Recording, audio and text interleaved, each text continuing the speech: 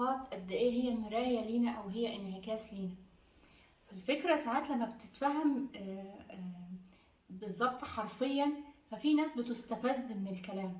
يعني مثلا واحدة تقول مثلا انا جوزي خاين، لما انت تقولي لي ان العلاقة دي انعكاس ليا فهو انا مش خاينة، فبيحصل لهم زي تريجر ونفور من الكلام او مش بيبقوا عايزين يسمعوا الكلام. هو في اوقات يعني مع العلاقات هي مراية لينا.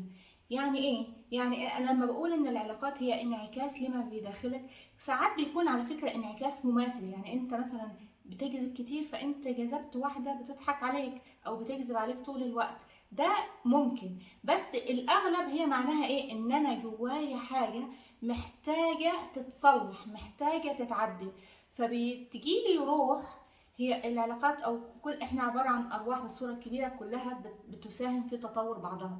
بتجيلي روح بتعمل كانه بيعمل فوكس كده على الحاجه اللي جوايا دي اللي هي عايزه تتصلح او عايزه تتعدل بطريقه مباشره او غير مباشره. يعني مثلا الست اللي بتقول ان انا جوزي بيخوني بس انا مش خاينه، بس انت ممكن تكوني خنتي نفسك، ظلمتي نفسك، ما قدرتيش نفسك، ما عرفتيش قيمه نفسك. فكل ده يندرج ان يجذب لك حد يقول لك خلي بالك من النقطه دي، فانا خنتك علشان انت تاخدي بالك من قيمه نفسك، عشان ما تظلميش نفسك، ما تجيش على نفسك and so on.